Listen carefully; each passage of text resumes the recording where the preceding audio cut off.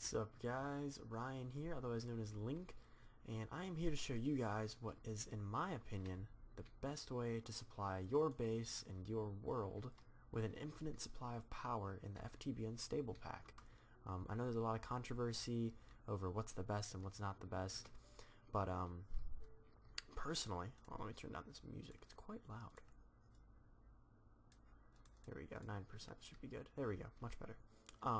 This is my favorite right here. This is the Ender Tank never-ending lava way of doing it.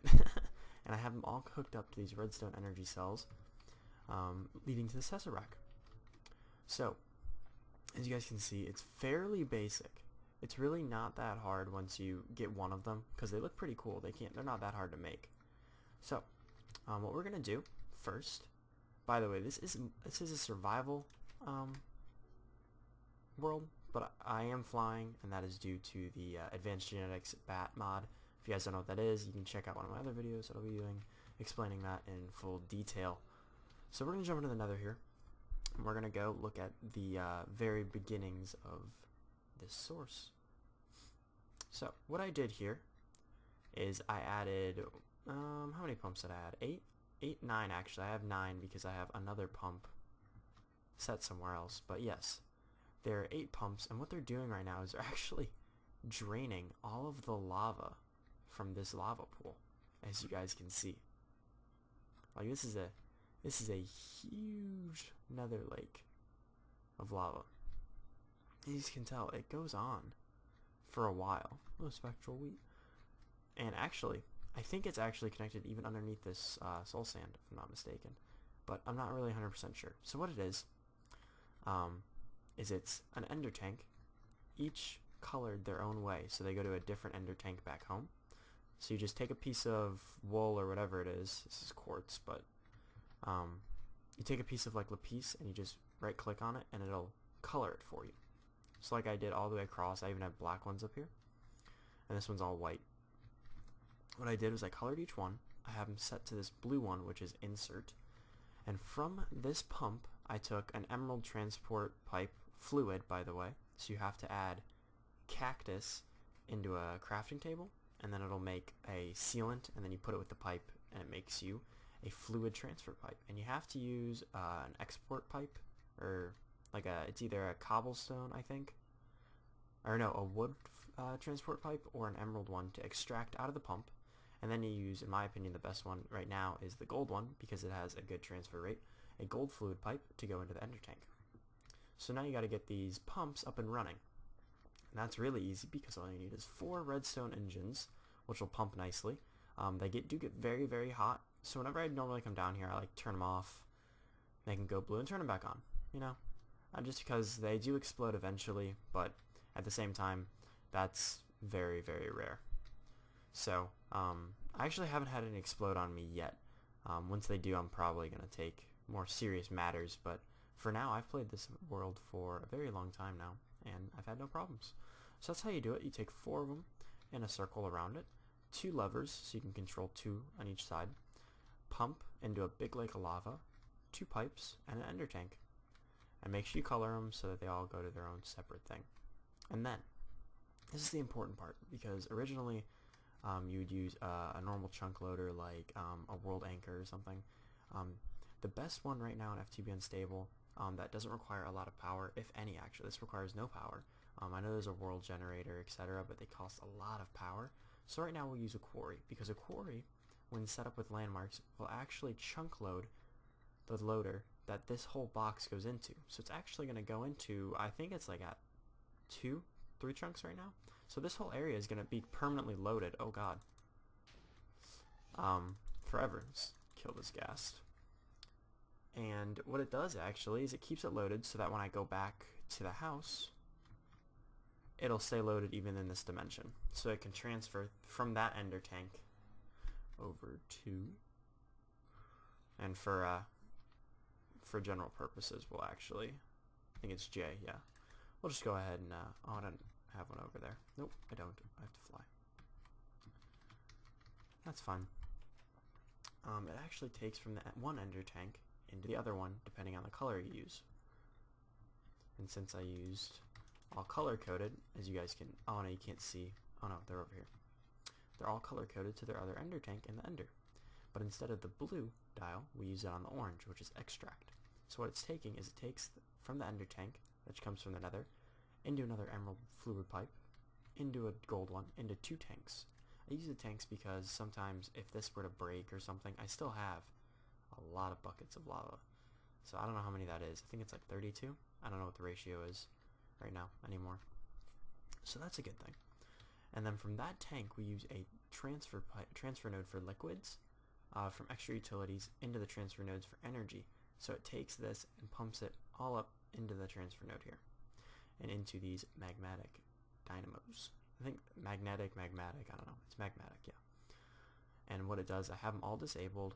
I think I have an upgrade in there. Maybe. I think I do, right? Yeah, this is an upgrade because you only have this one normally. So I added a transmission coil to double the energy produced, which will help me fill these redstone energy cells much faster.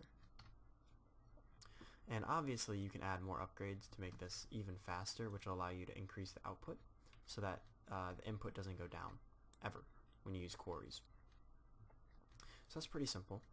And then from there, on the redstone energy cells, which I've yet to upgrade, which I'm probably going to do sometime soon, we have them exporting from here into the Ender IO energy conduits, which always make sure you change this to extract. It's a big issue. And I've had a lot of problems with a lot of these redstone energy cells not working all together, and they work like 2 at a time, and then they'll go 2 more at a time while these 2 like refill kind of thing, which is good and bad because if you go through it too quickly or something bugs or something, you could actually not have these end up filling again. So they'll stay empty, which is really obnoxious because it's happened to me before. So that's why I set up this new system where they come from 4 sides. These 2 go to this one, these 2 come down here and go to this side. So they all insert into this tesseract. And what I did is I took all of them into this tesseract and actually just decided to, set up a quarry. This is like that point where you can set up multiple quarries. So tesseracts are not easy to make. They're not easy. Oh, did I spell it wrong? There it is. You have to make the frame.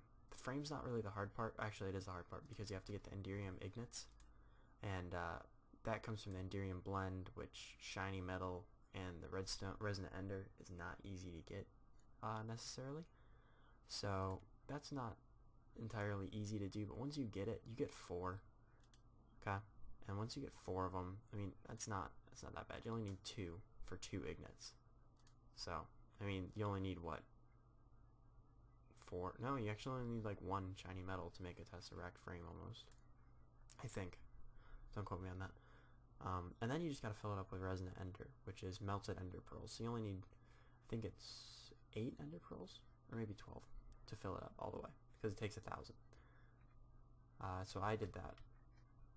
And then from that tesseract, we'll go over to the quarry. I think you guys could have seen it on my map right there. Here we go. This is the first one I did, this quarry right here. And it worked out really, really well. That was 1. And then I set up a second one while this one started. I actually did a second one. And it's got murky water everywhere, so it's all gross and black. So yeah, so there's 2. I ran 2 at one time at full power. That one's at max distance, this one's not. But they actually ran really, really well, really fast, max speed. And then I decided to set up 3 at a time. And unfortunately, I kind of screwed up a little bit over here because it wouldn't let me go any further.